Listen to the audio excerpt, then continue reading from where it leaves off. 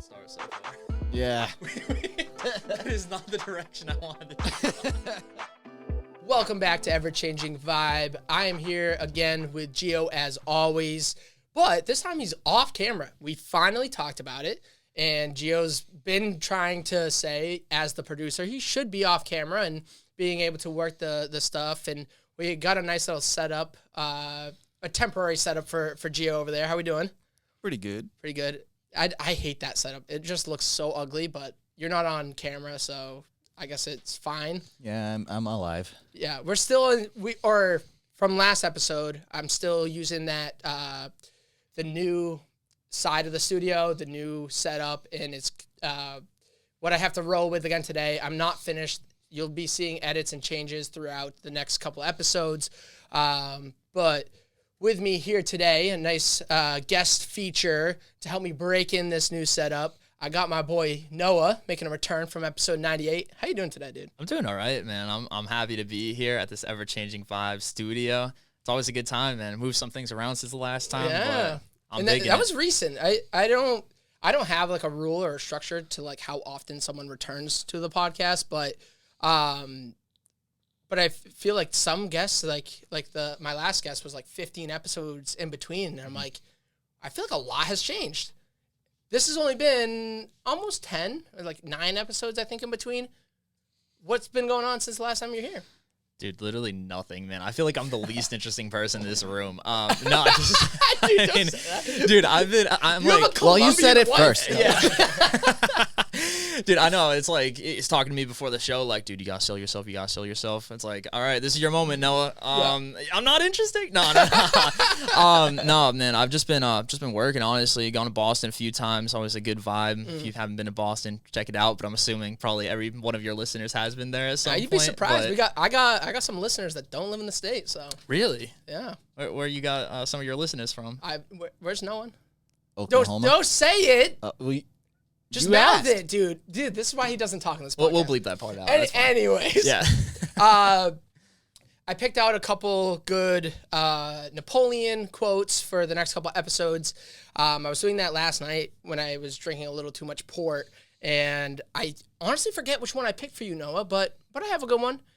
So Napoleon's a guy on Instagram that I found that always posts these reels that I find just make me think. And it's just like, they're so interesting to break down, try to understand like what he's getting at. And then as you're trying to understand what he's like trying to tell you today, because he posts so many, you start to go, you know what, that's kind of a good point. So let me introduce Noah to Napoleon as we continue this newish segment. Hey, my broskies! How you guys all doing out there, man? Living a good life, man. This broski right here has been smoking that ganja, man. And I've been That's why I seeing a picked it. few too many things with these eyes, bros. Broski Napoleon. I want all my broskies out there worldwide to say hi back to this broski right here. And toast to the good life, my bros. Those waves are looking so high, man. This is a I long one. need those boards back, bros. I like this character. Oh, my broskies. Let's toast. Let's smoke that ganja, man. Ooh. And ride those waves, bro. Okay. Hey, I was my like, bro- he's still going. Gio, take it away.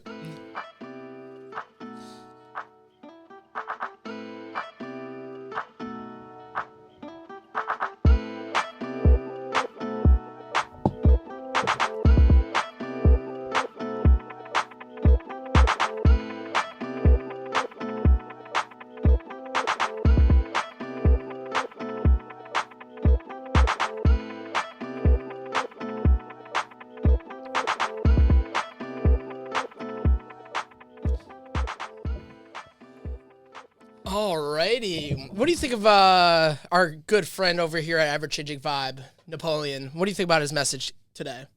He's quite a character. I will start out with that. He is a character, and in fact, the caption of that video, I don't want to open it again because I don't need to listen to that again.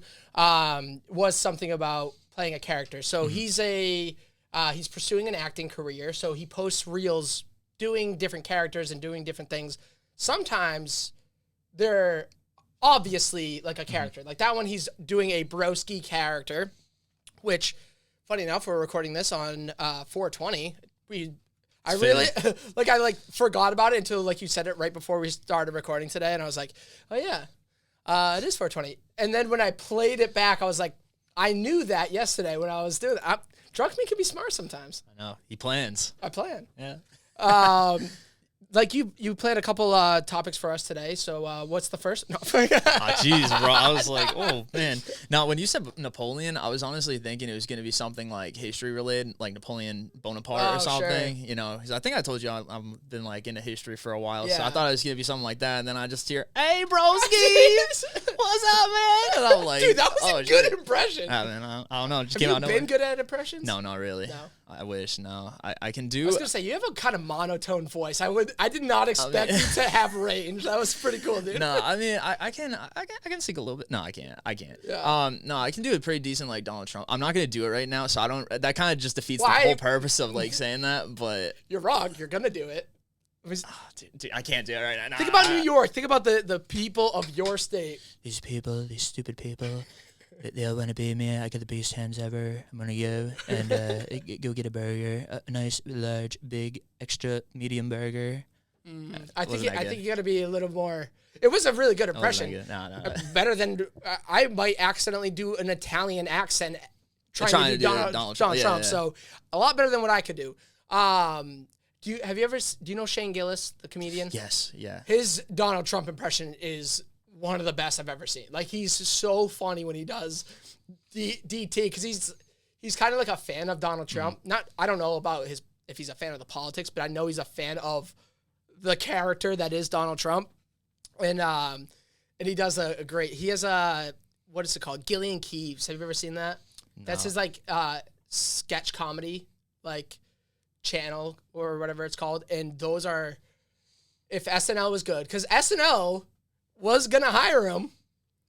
Oh, and I know this. Him. And then he said a word, right? No, he was just doing an Asian accent. Right. It's like mocking him, but like whatever. Wherever you stand on cancel culture, he's been more successful than if he had an SNL career. There's the way people talk about some of the like stand-ups on SNL, make them like the comics that talk about him say that they're they're some of the best comics, but anyone that is on the SNL, I can't believe that like you're good. Like, I don't know. I like SNL is kind of, it went too woke. I think the mistake was trying to have commentary on all of it instead of like, and when they shifted that as their priority, I think that's when they started to lose a lot of the humor.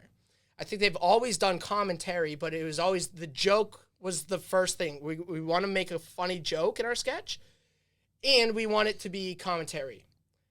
And so I think they would find things to comment on and then just be like, how can we like make the joke? Now it's like, all right, we have a joke. How can we find the best correct commentary? And then, I don't know, it's just like, can't really trust that they're as funny. So if Shane Gillis had an SNL credential, I don't know that like, I don't know if he would be as big as he is now and as like I wouldn't know him as the funny, hilarious guy. I'd be like, oh, that's the funny guy from SNL and not the hilarious stand-up that he is.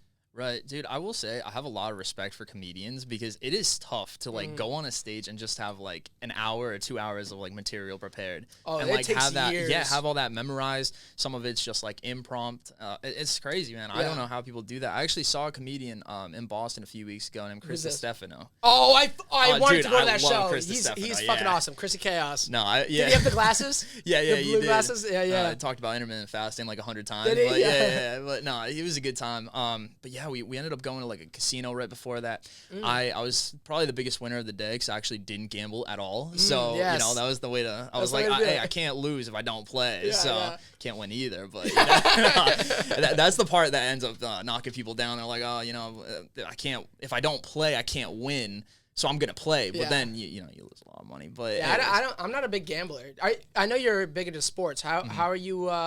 Do you do sport betting? you know I know it just something? opened up in Mass, just legalized. Yeah, dude, that was actually a time for like 3 weeks where I was just writing down like all my picks for like the over-unders and stuff because I was like, I wonder if I can figure out some kind of like formula or something with like sports betting. I could not. So No. I didn't actually put any money into it. It was more so just writing it down and having that like personal satisfaction like, I got more right than I didn't, you know?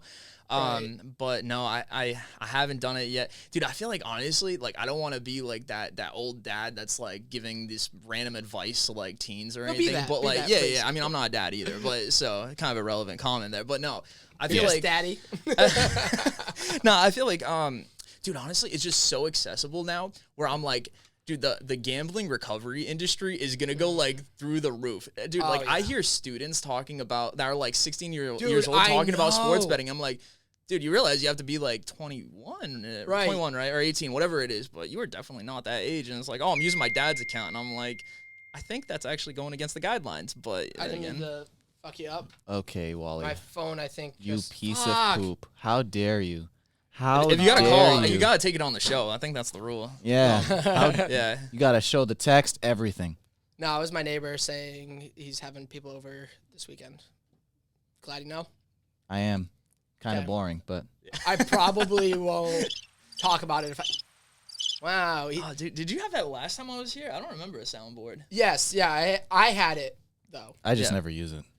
No, but that was I still hadn't relinquished control of the Roadcaster to, Oh, yeah, to that's my true. producer. I was still the one using it. I gotcha. So he doesn't use it either. Yeah, and yeah, no, It's kind of pointless now. I always like wanted to like I found sound bites from like different like I was watching a podcast. There's a sound bite there. One time my mom said something hilarious and I created a sound bite from what she said. She's like, "Yeah, baby." I think that one's on there. Is it? I don't know if I uploaded it. I made the sound bite a while ago. I really hope this one's there. Now I kind of want to. Oh, Yeah, baby. So I just like finding funny. The best one, the first one I ever found, and like I always like loved incorporating it. Where to Cap at? Oh yeah, that's in the beginning though. That one's a legendary. That was yeah. like But now I'm curious on what this one is. You're so dark! oh, that was I was working with someone else that I was trying to like help create a podcast. So I gave him I showed him like how to make the sound bites. I was like, whatever. And Well, maybe it's just because you're ugly. Man. Yeah, that works. All of these seems like they could be like the start of like a really aggressive rap song. Like, oh, maybe it's because you're ugly. Then it's like, "Duh!" It's like some like heavy backtrack in the back. Like, Could do that, or like a big old drop at like an EDM concert. Dude, have you seen? There's like a meme or trend Going going around, around yeah. that's like anything can be like the dude, I love that page. what was there's one that I was like actually surprised at how well it sounded because it was one that was like, huh? I forgot. I can't remember. I have no idea what it was. There was one that like really stood out to me. It was Joe Biden like saying he just did not say what was probably meant to be said, and he was like, "America can be said in one word: a foot in the hills of the Himalayas." And then it was like, boom. I was like, "Yo, this actually fits. This bobs." Speaking of like president, just like crazy quotes. I don't know if you know this as a historian. I don't know how much recent presidential quotes you know, but there was an interview with George W. Bush at a golf course, and they're asking him about the Iraqi war, and it was either like right when we went into Iraq from the 9/11, or it was like a couple years later when they just like bombed or caught someone or whatever. They got information. So the news was like, oh yeah, well, it's like, yeah, answers the question and goes, now watch this drive. And then it just went right back to golf. Like it was something about like killing a lot of people or something, like something about like a lot of death. I don't know if it was Americans or that. He answered it very quickly, politically, and then just, now watch this drive. Watch me play golf. It's like That's he wild. was so dismissive of like what he just said. But I get that as a president, like, you know, you're always kind of on the spot, technically, especially if you're in public. So, but like, you do also want to just be a person and just do your thing. So like, I bet he went to the golf course like, I'm just going to enjoy some golf. Like, dude, my job is super stressful. This is a couple hours to myself. And then the paparazzi show up and asking him questions about the Iraqi war. So he's like, turns on the switch real quick, like answers the question, lets them know. And then, yeah, of course, he's just like, oh, guys, you're here? Let's hang out. Like, he just seemed like a friendly dude. Can you type that? Oh, are you editing? What do you need me to type in? Never mind. No, hit me. No. What's I up? just realized we have no way of getting the audio. Gio's I was always going to say to prepared. pull it up. Oh, Yeah, yeah, you- no, that's because your computer's way over there. Yep. That's not Unless gonna you want help me us. to connect to this one, I can do that. No, I'm connected to this one. Okay. Well, No, then, it doesn't go suck a dick. Say it again. Go suck a dick. It's the next sound to add to the soundboard. Yep. No, I actually got a question for you, right? Sure. Have you ever thought about running for like governor or like This political is office? my show. I asked the question. No, that was me taking a very I have thought about it. I don't think it's not something that I think I would enjoy because especially now working in the school district, I've worn many hats. I haven't just been a teacher, so like I've seen the politics behind that, and not just like your typical office politics, but like literally how government entities run and operate, and it would just frustrate me too much. I hate that like things can't be done because you're still waiting an answer.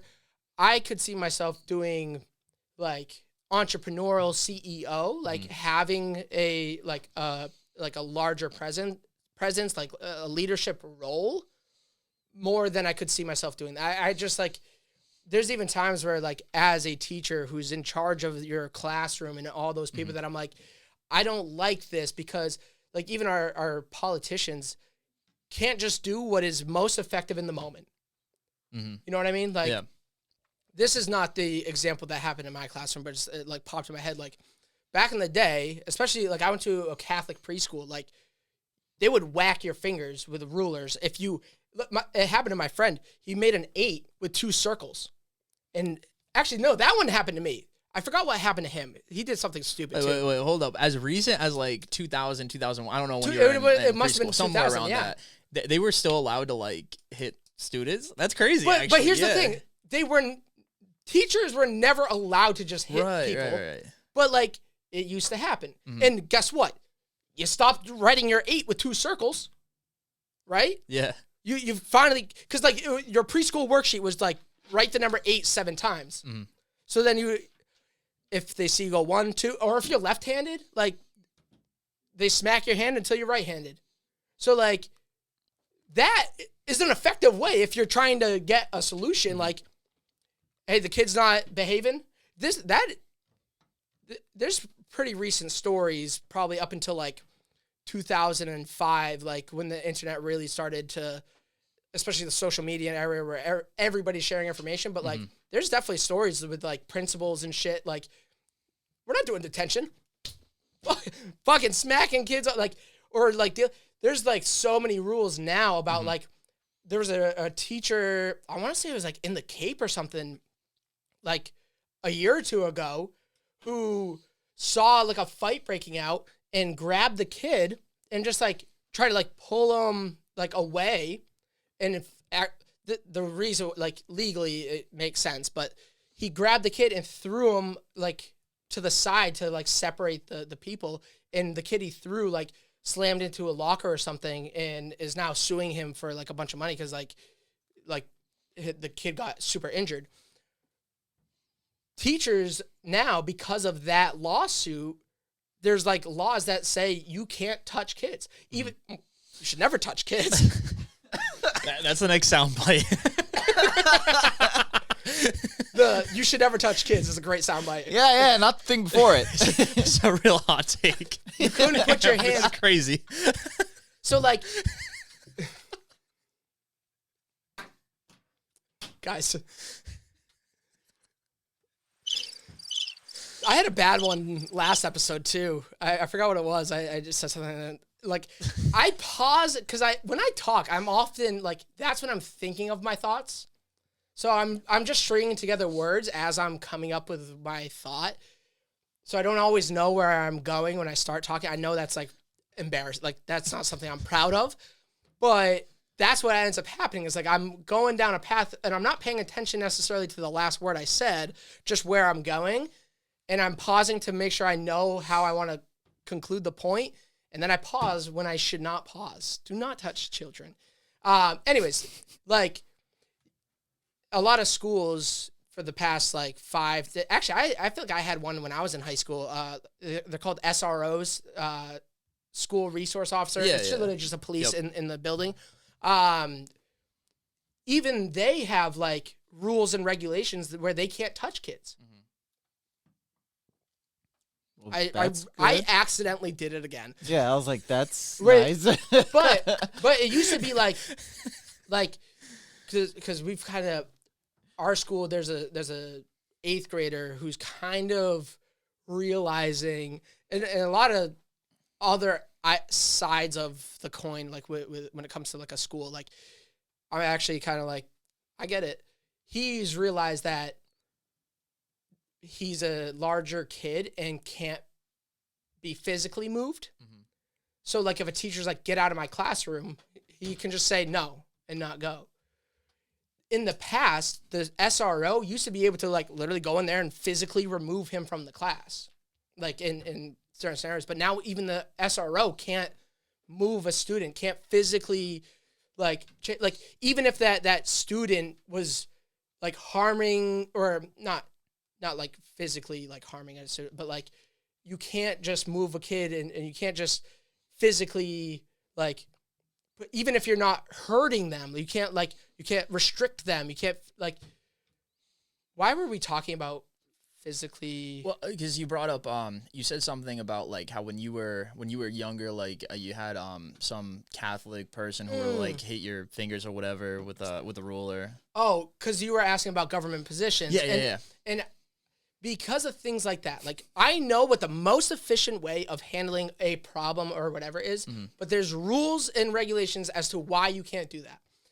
I used a very extreme example talking about like, police officers or teachers physically, touching. Stop! I just got to change the word touching. I need an adult. But there's a lot better examples, especially when you look at it from a logistics point of view, like an operations, a business, because a school is a business. And when you start to understand like how that business operation works, and it's like, it has to go through all these checks. This person has to sign it. This person has to sign it. This person has to sign it. But there's no deadlines or anything. So like everything moves so slow. It's so inefficient. And I don't imagine a government like a capital, whatever, if that's where you work, is going to be any bit better. So like I could be like, I want to change this and this and this about our laws and rules and regulations or whatever for our state, let's say. As soon as I start trying to change them, all the roadblocks go, well, yeah, you have to submit a request form here. And then like 4 months later, I'm trying to move on to the next project. I'm still waiting to hear back from that form that I submitted about the other thing. So nothing can move along. And that's what I hate most of all is like, can we just do this the right, like the effective way? But everybody's just like, nah. And the other side of it too is the unions, I feel like have too much sway. So I couldn't. Because I used to think about like I could do a principal or a vice principal or a superintendent one day, but even that, like it's just not. It would bother me all the time. Yeah. Fun fact, actually, Massachusetts is the only state where you can become governor at 25. Well, that's the first year that you can potentially become governor. Yeah, I know. So we have Has the there ever youngest? been somebody? I don't think so. We should probably fact check that, but I will say there is 5 other states, I believe California included, where you can be governor at 18. But Massachusetts is the only one where it's 25 and the rest are like 30 or 31. Yeah. It's super random. Yeah. Wait, 18? 18, you can be governor of California. Can you imagine that? Dude, I've seen some 18-year-olds that should not be anywhere near political office. So that's a little concerning. 18-year-olds shouldn't have influence on the internet. And they do. Yeah, that is true. These are. I mean, at 18, I would be like, I can fucking run this shit. yeah. I mean, dude, I've honestly just thought about it just because I'm like, man, I'm 25 now. I almost want to just see like how many votes I could get because I know I'm not winning. It's more so like I want to just like have my name just to be able to like put on your Instagram bio like my name was on the ballot for governor of Massachusetts. That's like a hard flex. I like the way your brain thinks. Like, I know, man. Like just for the like social status resume. Like, yeah. Just so you know, like and because you said that, I think I would want to run. Vote for I wouldn't want to win. 2026. Vote for Noah Byrne. All right, you're the year first. All right. Oh, I'm so sorry to do this. I have to pee. I can't hold it. That's I have all right. to pee. Don't stop the road audio. It'll be easier to align it after. You suck, wALiE. It's fine. You want to keep it going? No. No. You have your own podcast, but can't keep it going. All right. Basically. Couple minutes for us, couple seconds for you guys. We'll be right back. Oh, wait. No, we won't. We're still going. Now. Jump back in. Yeah, go ahead. Let's do it. Thank you for waiting. Again, you waited a couple seconds. These guys actually had to wait. Noah had to wait like for an extra hour since he got here. So don't feel bad for yourself. Feel bad for Noah. Yeah, I mean that's usually what people say to make themselves feel better. Yeah. Don't feel bad for me. Just feel bad for yourself. Yeah, No. feel bad. Yeah. This is the motivation, the kindness podcast. Right. Something like that. Earlier, we were talking about wines, and you had something. You even prefaced it like, "I know this is a hot take. I totally agree with this, and I want to break it down. Let's see what everybody thinks." What did you tell me earlier? All right, so I'm going to say this with no stigma attached, and that is that white wine is actually really good. And I say that there's no stigma attached because, look, I feel like there's this thing with, like, if you're a guy and you're, like, in your 20s and you're drinking, like, white wine, like, you're just, beep, like, you're just, you're just not it, you know? Yeah. Pussy. No. Yeah, that's gotta be one for the soundboard, man. I'm telling you. No, but seriously, I mean that, and I feel like they're actually really good though, and people need to give them a chance. I feel like there's just too many like closed-minded alcoholics at the end of the day. Everybody's like, I'm just gonna have my IPAs and call it a day. But So you told me this, and it finally made me confident and comfortable to share. I now get why like it is a big deal when someone comes out of the closet and just like announce it, because it's for the other people. It's not for them. Yeah. Because I am straight. I do have a Colombian wife. Yeah. Watch episode 95. You came out of the closet as a white wine alcoholic. Right. So I feel like it like started happening back in January, but when I first started dating Booth Babe, like we would go out to get drunk. I feel like it's the new, I'm that age where it's like that's the type of date. Mm-hmm. That you don't want to do a full dinner, you just want to get a couple drinks or whatever. So we would always go out for drinks. But I hadn't been drinking wine for a long time already. I always, as a Portuguese, like, nationality with like uncles who literally make wine still, like, I never could admit to myself that I don't really like red. Eventually, like, just going on dates, grabbing wine for whatever meals or dinner we're having, I started to, like, she actually called me out one time, and she's like, "You don't like that, do you?" I'm like, "No, I really don't like that." Like, which she said it because it was the first time she ever saw me not finish a drink. It was a glass of, like, red wine. This is, like, back in the summer, but Good old alcoholism. I just, yeah. No, it's the same thing. Like, everybody, it's from the Great Depression. We just don't want to waste things. Like, you have that with food, right? You're not going to wait. Like, you're made eating fun of me everything for on your like plate. he made fun of me once for like eating off every inch of the bone from a chicken wing, and I was just like, yeah, there's still meat on it. You got to eat all the meat off of it.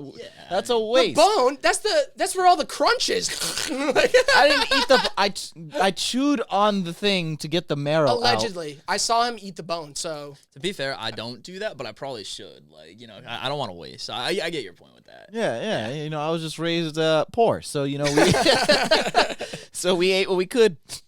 So like, eventually I realized, back to my story. Shut the fuck up. Mute. No. So I eventually, like, because she called me out on it, I started to pay attention too, because I wasn't ready to admit it to myself. So then a couple days later, I have red wine again. I'm like, you're right. I don't like this. I don't like red wine. And I still haven't told like my parents or my uncles or like, I don't want them to know that I don't like red wine, but maybe it's like Cabernet Sauvignon Blanc that I don't like, but maybe I will find a red that I like. Like I love port wine, like a nice tawny or whatever. But yeah, I haven't liked red wine. And then one day we went out. Where did we go?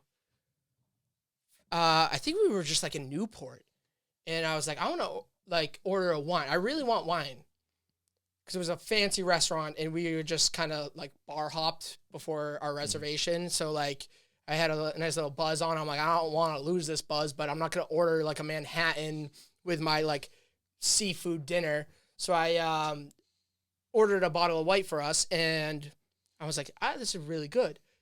Then I kept thinking about white wine, and so I went to the liquor store one time, and I bought like 3 bottles of white wine. I bought 3 bottles of Josh, all the different white wines, because I was like, I know I like white wine, but I want to know what type of white wine I like. Do I like a Zinfandel or a Chardonnay, or like what type of white wine is mine? And I ended up just drinking them alone just because I wanted booze. Yeah, I mean, it happens. It happens at the festivals. Yeah. And then I did my like discipline month in March, so like my sober month. So I forgot that I was even trying to do that. So I'm so glad you just reintroduced this hot button issue. But we need more representation out there. We do. It is manly to drink white wine. It's manly to do what you like. If you do what you like, you do what you want for you. That's the most manly shit you can do. Or womanly shit. I don't know. I don't know what feminism day we're on now. Yeah, we're not very educated. But no. we are having a podcast, so that's positive. That's one step in the right direction. Yeah. And no, I don't want to say that. Wow, you actually stopped yourself? You thought before you spoke? Dude, I do it a lot more often than you think. Dude, that's wild. I love I was talking about this recently. I think it was on the podcast or on somewhere about intrusive thoughts. Mm-hmm. And they're like my new favorite thing. I think I sent Gio a meme the other day where like the caption was the intrusive thought won this day. And it was a little kid who like just caught a fish like this big, and he's like holding it up, and like his dad or someone's recording, and he's like, "Oh, what is it?" He's like, "Oh, I caught a fish." And he just like bites the head off of the fish. And the dad's like, no. And then as soon as the kid gets yelled at, like, no. Mm-hmm. He pulls off and he starts to feel like really bad. Like he's like, oh, and the dad's like, no, it's fine. It's just gross. Like, the dad's trying to like cover it. It's like, I'm not mad. You're fine. Just don't do that. Like, so the caption like intrusive thought won today. Like that is like my type of humor. Is like I love that. My favorite part about that whole thing is that whole last part is all made up by wALiE. The video cut off the second the kid pulled the thing out of his mouth. Are you serious? Yeah, I'm dead ass. The video stopped the second the kid pulled the fish out of his mouth. Like you could see his face of disgust and like, oh God, when his dad said it. And everything else that just came, everything else that just came out of his mind was all bullshit. I'm so glad you're calling me out for this. I legit did not know that. I wasn't trying to fabricate or create more entertainment, but I do that. So like that is complete assumption on wALiE's end.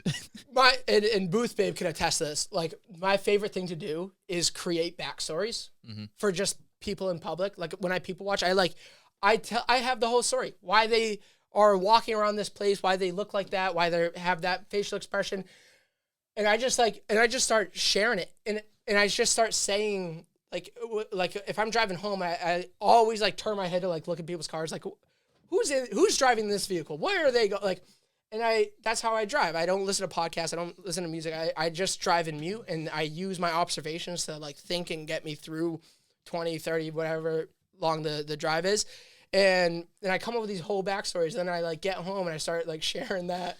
So do you just like you're on the highway and you're like, I don't need music. I'm just gonna look over at my left, and then you just see like some old dude, and you're like, this guy's definitely going through a divorce right now, or like. No, mine are a lot more intricate, but yes, that okay. is what I do. I just like, I don't know. I like, there's so much more detailed. I guess, and I'm having the revelation now based off of what Gio just told me. Like, I do that with everything. Every Instagram reel, every Instagram photo. Like, I know this whole story, but it's like, it's a story I fabricated.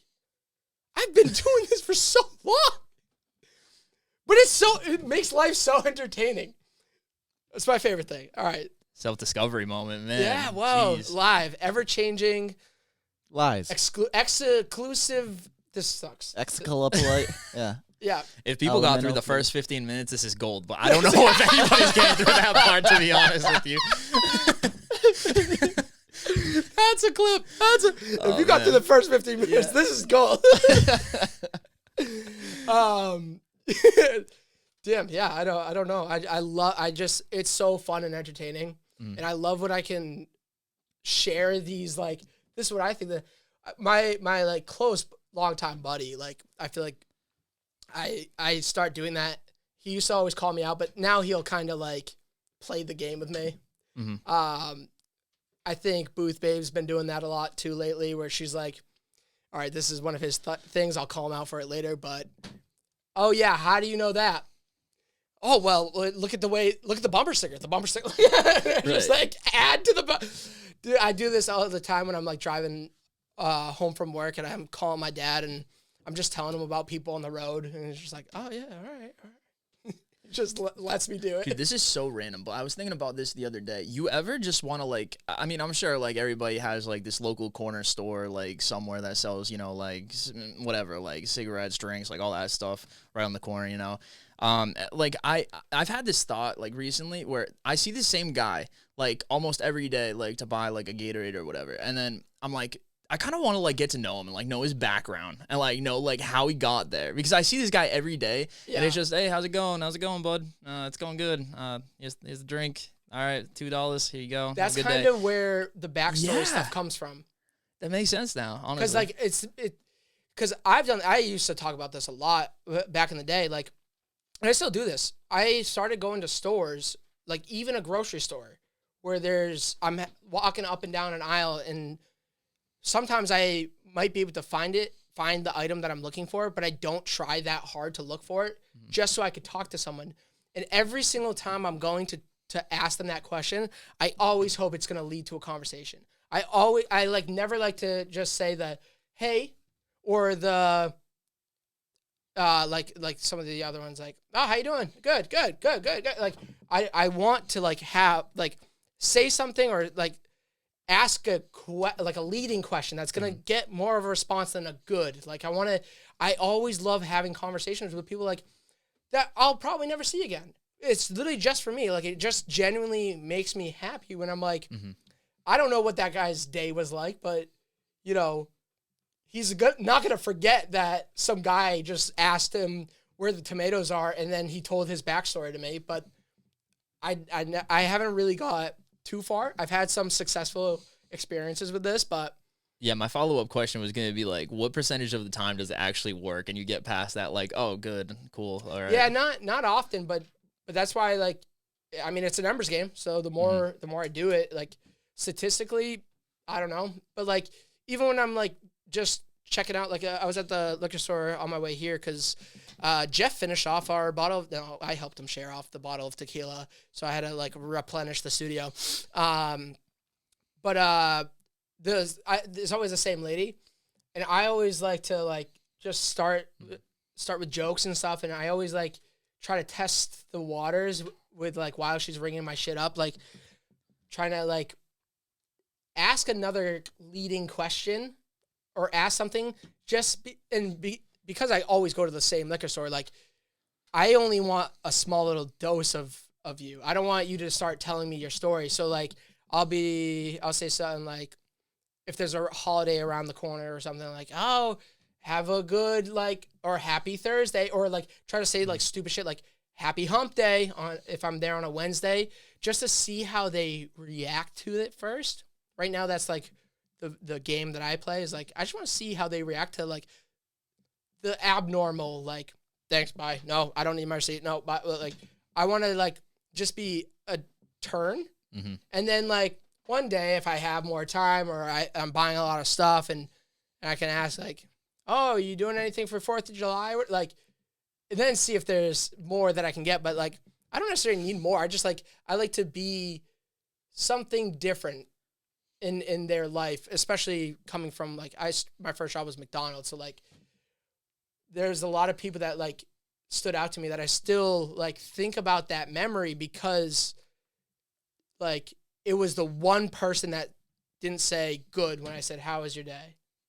Or have a good day. And I think on the other end, like you just described, like you it gives you almost like a sense of like, oh wow, yeah, I'm still human. I'm not just making these burgers or just selling this product or whatever, you know? Yeah. And like when I worked at Chipotle or Tropical Smoothie or wherever else I worked, like I actually really appreciate that too. Right. When somebody would be like, oh, how's your day going? And like I could tell like they were genuine about it, you know? Like I just don't want, like, even if it is very selfish. It's like, I do it for me because like I don't like uncomfortable moments. And I also like part of why every time someone comes to the studio, there's zero small talk. I've never known what the weather's like because I know what the weather's like. Sports don't really care about, like, I get right down to like, hey, like let's start talking about a topic already as we're like setting up. That's like, I skip all the small talk because like, to me, it like genuinely makes me like happier or interested in the moment. And I don't like feeling like I hate the times like where I'm like in a rush and I have to run into a convenience store, buy something and leave. And I like by the time I'm out of that convenience store, I feel like I just treated them like an NPC. Like they could have been an automated teller, and it didn't matter. Mm-hmm. So I make it like, or I try to make a point of it to like, just treat them like a person. Because when I used to work at McDonald's, like you said, like some of those people made you stand out, like reminded you that like, you know, like you're just working a job, like you're just on shift, but like you're still a person. And I feel like especially it doesn't always happen. It doesn't happen, you know, a lot actually, rare, but I can tell based off of saying something like happy hump day instead of grabbing my stuff and walking away, that a lot of people have been treating them like that based off of like just how they go or like the confusion or the like what the, especially when they kind of like react in a like a almost like what the fuck did you just say to me, because they've been getting just like poor treatment all day long, so they're gonna feed back with like the negative energy that they've been getting all day. And I used to be like, oh, that sucked. I made it worse. But then I realized like, no, that was the one person. So even though they treated me like it was kind of like mean how they just replied, it was like, I get it. I'm the first to help transition them back into the happy mindset. And that makes me feel really good. Like I said, it's selfish. Like I do it because that little moment, seeing them react in a way, like makes me feel good. Yeah, but I think that's a good thing. Like, I mean, yeah, I guess it's a little selfish, but at the same time, like, there's selfish things that harm other people, you know? There's no harm in that. But I feel like you're going to be, like, the next person that's on TikTok that, like, walked into a Stop and Shop with, like, a $5 mystery box. And, like, you're going to walk into the cashier. Hey, you I want hate this? that content. No. Nah, I hate it too, man. That's my other thing. Like, I've always been, I used to have a therapist, and I like, she helped me realize like it's still a good deed, even if you know innately like you did it selfishly. It's like, I hate that type of content. Like if you're gonna be nice, if you're gonna donate. Mm-hmm. You don't need to tell people that you're donating. Like, just do the thing, do the nice thing, and that's why. I mean, I guess now that I have a podcast, I just talk about myself and I talk about things that I do. So now I do share like some of the times, like some of the convenience store people that I've talked to and my personality and how I like to do that. But for a long time, I never liked to share with people like how I interact with like, you know, customers or client or not customers, the like people that work, employees, whatever. Because I'm like, I'm trying to do a good thing because I like want to do a good thing. And what I told my therapist one time is like, after working at McDonald's, someone, when I was working like the drive-thru, someone just did the pay it forward deed where it's just like pay for the guy behind me. So for no reason one day, and I'm still like 17 years old. I'm still in high school. Maybe I was 18 at this point. I'm still young. But I went to the McDonald's and I was like, hey, pay for the person behind me. And they're like, oh, all right. Well, pay for the person behind me. And I left that place after just paying for someone's meal. And they didn't like get they got a meal, like whatever. And it's not like they let me cut them in line in the drive-thru. It's not, they didn't do anything special for me. They just like, I just paid for them. Just like, it could be someone who really needed it, really deserved it, or it could have been a fucking asshole that just like, you know, did something awful in the world. But I didn't care because I was like, oh, I did it. And then I'm driving away and I'm like, oh, I'm such an asshole. Who am I to like give that to someone? Like, do I think I'm going to get like just magical niceness around me? Magical, like, and I felt really selfish and like guilty for doing that thing. And I was like telling my therapist about it. I must have been like 18 or 19. So that's when I was seeing someone. She's like, why do you feel like you've done a bad thing with that? And I'm like, I don't know. I was selfish. It was innately selfish. I knew I was doing it because I wanted something out of it. She's like, but this was a year ago and you haven't told anybody else. I'm the only one who thought. I'm like, yeah.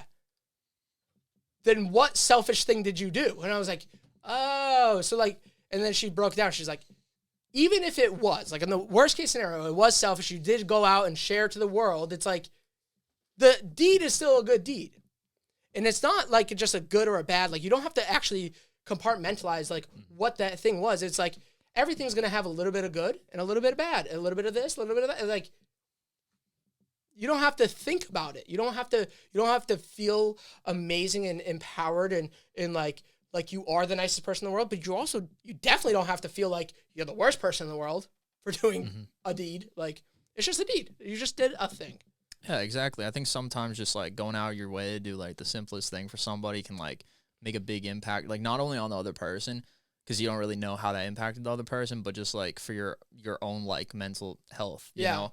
And there's nothing wrong with that at the end of the day, that you're still doing something good, you know? And that's why like I like to still do like just like good deeds, even if I don't get to see the result. Like, it is always nice to see. Like, if I got to see the person in the drive-thru behind me, like, oh, you just paid, like, oh, like that would feel nice. But, like, I feel it puts my mindset in a positive energy. And I'm very much, I don't know how to explain this. My brain is very binary, where it's like, it either is or it isn't. Everything either is or it isn't. It's like, when it comes to alcohol, it's like, I'm either drunk or I'm not drinking. Like, when it, like, all the things in my life. Like, I'm either going to exercise and then I'm going to the gym 15 times a month, or I don't go to the gym for 5 years. Like, I'm either one or the other. I can't be like 1 foot in, 1 foot out. So that often causes me to start to spiral. So if I have a negative thought, then I go, all right, well, I woke up late. Now I'm going to have a bad day. Now I'm like, then I don't make my bed. Now I didn't make my bed. Now it's like, fuck it, I don't even have to brush my teeth. And I just like throw away an entire day because of one bad thing that's like waking up late ruined my morning. For me now, it's like, now that I learned that about myself, it's like, I just have to have one positive thought. And then I realize like my brain will spiral positively. I will just be like, so like, yesterday, because I'm on April vacation, I created a little list of things that I needed to do. And usually I've done this for a while, but like the things I would list are like pretty big tasks. I put like 2 or 3 just like big tasks, like, you know, dry clean, grocery shop, clean the house, or like clean the bathroom. Each of those 3 tasks in my head, I start breaking down like there's so many things. So yesterday I had like checks to like make my bed, go on a walk, do my journal. And those are things that I like. There was one, I forgot, I think it was make the bed. I literally had the bed already made, but I put it just so I could start checking it off. And then I've never seen myself have like a productive day where I just am checking, because usually I go, I don't want to do that one, and I don't want to do that one. I'm going to give myself like 10 minutes, and then I'll pick one that I do. And then I like finally work up the energy to like, all right, I guess I'll go down to the grocery store and then drop off my dry cleaning. And I leave the house, and I'm like, I'm just dropping off the dry. Like, this is too much. And then I get back, and now I don't want to clean the bathroom because I didn't grocery shop either. And I don't want to go back out. And like, nah, I'm just throwing away the day. So, like, just being, like, patting yourself on the back for small little things allows me to set this, like, trajectory of, like, all right, I'm more productive. I'm going to do more. I'm going to do more. I'm going to do more. And, like, and I'm happy about it, and I'm excited about it. So, like, when I do these, like, nice little things or say happy hump day, that's so that later I can be like, all right, here's my next positive thought. Here's the positive spiral. Like, change the trajectory. I'm not perfect at it, but. No, I mean, I definitely relate to that a lot because I feel like for me, I've been trying to get myself into a routine for like so long, and I've struggled with that. So I feel like this is actually really good advice to like start with like the smallest, like minute details and like just work your way up because it really can make a difference. Like, especially like if you are a type of person that does lists, like add on the list something you've already accomplished. Because then, what I like to do is I like to make boxes and then fill them in. So like after I make the whole list, one of the first things I can do is circle in. Like, you can literally make a list as one of your list items. And that way you're checking it off as soon as that list is done. It's like, I had heard that advice like a couple years ago, and I was just like, bullshit. And I even tried it once or twice, and I was just like, and I knew like as I was doing it, like, I'm like, this is bullshit. So I had the negative mindset about doing it. Now I know myself, and now I'm like, oh, no. I see how to make it work. It's like you have to actually understand that you did accomplish a task. You actually did get to check that box. Because when I used to do it, and I used to write it going like, I'm writing it just to write it. Now I go like, no, I'm checking this box because I actually did this thing. So put an easy thing on that list, check off those first couple things, do something nice early in the morning. Or whenever you start to feel yourself like, if you ever say in your head, I'm having a bad day, like today's not good, like do one good thing. And then just really understand you just did a good thing. And then do another good thing. Like, you won't even have to do another good thing. You will just start doing another good thing. Yeah, man, I feel like I'm learning so much right now. This is actually like kind of inspiring. Again, if people got through the first 15 minutes, this is like transformed. This is like a complete 360. This is crazy. Change it. I don't like being positive. No. You're like, let's be negative again. Give me another one of those beers. First you got comedy gold, then you got some motivation. Getting everything on this podcast. Ever changing for sure. Yeah, hence the name. Were you finished? I didn't mean. Oh yeah. So another thing that like I've kind of like teased a little bit, but lately I've been trying to really understand comedy, not humor, but like comedy. Oftentimes comedy is comical, but comedy is different. Like, especially when you look at like Shakespearean comedy, it's like it's the comic relief isn't comedy is comical. Huh? I was like, greatest take of the year. Comedy is comical. Comedy is often comical, but a square and a rectangle and some other things about that.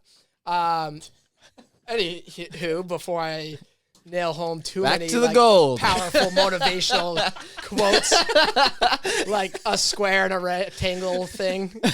That's my quote of the day. But like, so I haven't developed or articulated any like true revelations that I've found from understanding comedy, but like comedy is supposed to be a change of pace, a palate cleanser, a whatever. Comedy, like humor is just the easiest way, I think, to kind of change the pace or to transition from one thing to the next, to be able to even talk about certain topics. Like, certain things are really hard to talk about, like cancer, but I've had someone who's recovered from cancer, and he was sharing like how a lot of the comedy, keeping it real, like keeping the world talking about like how I'm not explaining this point. So he was saying how the friends that recognized him as the friend was the best type of like environment to be around, not the people that go, oh, you have cancer, and like now we're only talking about, so like you could do that with humor. So like a friend that's always bullshitting with you and like teasing you and making fun of you, if you get like cancer, now they won't even like make fun of you because they feel bad for you. Like it makes it not feel like you kind of don't feel like a real person anymore. So he was telling me about one of his friends who put like his name in the contacts as Cancer Boy. And it was something to be like, this guy always fucks around with me. Like, and he's just continuing to like, this is him being him. Like, yeah, that might be mean to say, like call any cancer patient Cancer Boy, but like for that, it's endearing and it's genuine and it comes from the right place. So, yeah, I've really been trying to like understand comedy's value in the world. I've always given it this like probably too much value. Like I always over explain it with everything in my life, but I do really enjoy different forms of comedy, whether that is humor, stand-up, etc. And I've also noticed that like every person gives off a certain type of comedy, which for sake of this podcast, we can specifically like confine it in the humor aspect. So there's like a certain type of joke that you often do, and there's certain types of jokes in comedy that you really enjoy or really make you laugh the hardest. And I find that those almost never align. It's usually like maybe overlapping a little bit here or there, but like they're usually like the type of humor that like when you make people laugh, it's with dark humor, but you really like, one-liners or something. Is there a specific comedy that you really enjoy? Honestly, I'm not like too big into comedy. I really, so there's some podcasts I listen to, like some comedy related podcasts. Like, I mean, obviously Chris Stefano, like sure, I said. Yep. And man, dude, he's so funny, dude. I think it's just like his overall like delivery, like the way he starts out. Some things it's just like stupid one-liners, but it's like you don't know where he's going with something, and then he'll bring up something that he mentioned like a half hour ago, and you'll be like, oh my god, it all relates, and like it's just out of the blue, like it's surprising, it's almost like very, I don't know, just shocking, like some of the stuff he says. I feel like that's the kind of humor that I gel with, just really like shocking, kind of dark, but not like too dark. You know what I'm saying? Yeah. Like ready to talk about it. I feel like he uses a lot of like his insecurities to joke about, even if it's not like, if the joke isn't about himself, like he's using the insecurity that he has to talk about, to make fun of that other thing. You're right, actually. And that actually makes a lot of sense. He's brought up his weight, how he's like a little more feminine or whatever at times, stuff like that. And he like, that's really what his all his punchlines are. And in his appeal in the way he connects with big audiences and what makes, because like great comedy is relatable comedy. How you're able to relate that is the challenge, I find, especially with stand-up. But if you can find a way to relate the message, like that's how the message can spread, and then you can be funnier throughout that. But that's often how I look at the world. So, and I have to tell my girlfriend this all the time. It's like, not all the time. I think I've maybe said this to her once. But she's a lot more PC than me. The things you could joke about or not joke about. All the things that I tend to joke about are things that I'm only able to observe or witness when I'm giving my backstories of a person that I saw. I'm making fun of that person for this, this, and this. The only reason why I'm able to make fun of them for those qualities or those attributes or whatever it was is because I've recognized that exact insecurity in myself. So that's often like what I am looking at when I'm looking at the world. Like, if I make fun of you, I'm not making fun of just you. I'm making fun of myself, and I just witnessed you do that. So like, I always get embarrassed about like little things that I do, and like I'm like, oh, this is why I just got embarrassed about it, because like they probably noticed I did this. So then when like in the corner of my eye, if I see my buddy, we're all hanging out in the room, do something like awkward, like, you know, drop his bottle of beer, but like pick it up and like looked around the room like no one saw it, but I saw it, like, what, you think no one saw that? Like, that's the type of comedy that I love. Or like, or when I see someone like, you know, changing their hat a lot and I'm like, you're going bald, aren't you? Like, I like pointing it out because I'm like, oh, that's the trick I used to try to do to like, you know, hide my insecurities. So now I can see when someone else is displaying that insecurity and they're just like, I hope no one notices. But I like just putting it in the spotlight. It's just like, you start to realize like, oh, I don't give a fuck about that. Yeah, because I think that's the way you get over insecurities is by confronting them. And just being like, yeah, this is like what I am, this is who I am. And it's like, if you don't like it, it's like, go screw yourself, you know? And it's like, I feel like one of your insecurities is you don't think you're interesting. You think you're vanilla, I assume. I am vanilla. Yeah, I've been totally. So beat me to the punch. A girl actually on this podcast once said to me, like, we were just talking about, I think there was someone else in the room. We were talking about like alpha energy versus beta energy and all that stuff. And and I was like, I don't know if I'm really an alpha, but I'm definitely not beta. And she turns and said it so quickly that I know she has had that thought that she's been holding on or telling other people about. Like this is how I describe him for a while because of how quickly she replied. She's just like, no, you're vanilla alpha. And then like just went to go carry on to the next thing. I'm like, whoa. It was like the most insulting thing. But like the more I've understood what it was, because at first I was like, she's just trying not to be mean and not say, she doesn't want to call me a beta because that would be, she knows I'd like take offense to that. But she definitely thinks I'm closer to a beta than an alpha. So like, that's why she called me. And the more I've like looked at it, it's like, I think the vanilla is more like the not so noticed alpha energy. So like what you think, you don't think maybe what you're doing or what you created or what your stories are interesting, which is why I think you are vanilla, because like on the surface, I'd see you walk by another white guy with a beard and a hat. Like it is a very vanilla thing, but as soon as you start talking, or if you're watching Gringo Perspectiva, that shit's great. Like you start to understand like how much your brain is like interested in like understanding and learning about these things, and then you make that interesting to other people. You made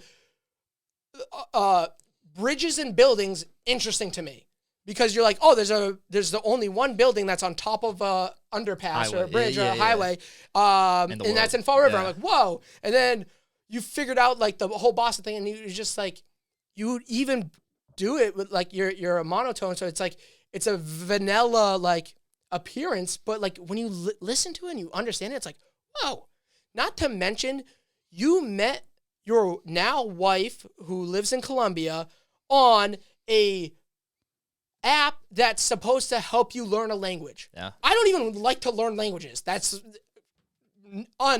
that's crazy. That's a lot of work. I couldn't do it. Right.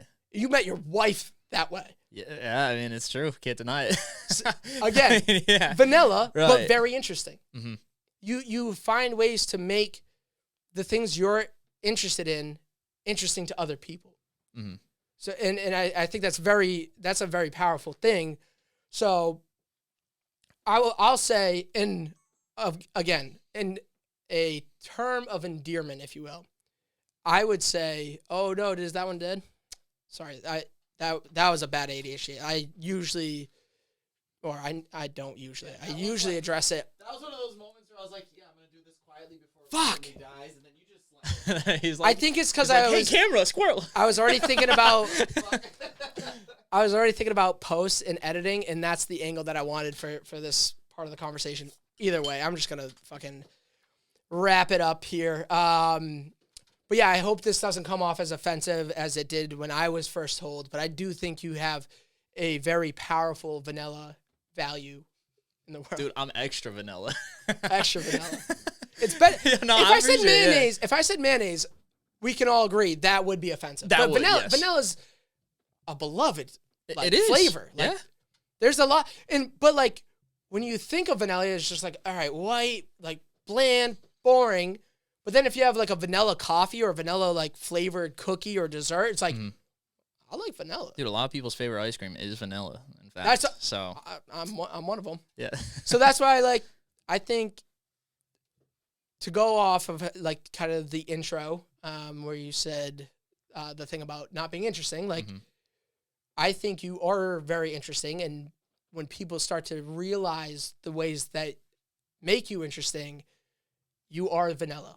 You are white on the surface, bland maybe, but then as you start to know the story, it's like, oh yeah, this shit's sweet. Sweet vanilla, yeah. Sweet vanilla. Is it sweet? Is sweet the right word for that? Gay, yes. Gay. I love you, dude. This podcast has gone like 1,000% full circle. Like, dude, this has been freaking crazy, bro. Everybody asking us Chrissy That's Chaos. what we do here. Yeah, honestly, man. Oh, dude. Anything else you wanna say before? I we go to think that wraps it up. But man, this has been like a really like empowering, like very. I don't even know, bro. Like, this has been a roller coaster. Like, explain the vibe throughout the last hour. Roller coaster. Honestly, I mean, I'm not gonna repeat what we said earlier, but I mean, Cocaine's a hell of a drug. yeah, that too. What? Oh, because Colombia. Like, yeah. what was that reference? Anyways. Yeah. Oh man, crazy episode. I hope people made it this far. I really do. Just remind them to. Yeah. Or I can just become a better host of a podcast where when I'm doing the editing, I do all the little clips and show all the good parts so that people do want to have retention on the videos. Shit that I've said for the longest time. Right. Yeah. But at least I have a video for you guys now. Anyways, no. It's been great. I appreciate it, man. Gio, thanks for helping out. Back. Another great episode of Ever-Changing Vibe. Gio's fading in that audio. And we are wrapping up today. Dude, can't wait to have you back. Secret, you're going to be back very soon. Can't wait. Can't wait. Oh man, that was wild. Good stuff. Dude, I think that might have been the craziest podcast I've ever done. Oh, dude, that's like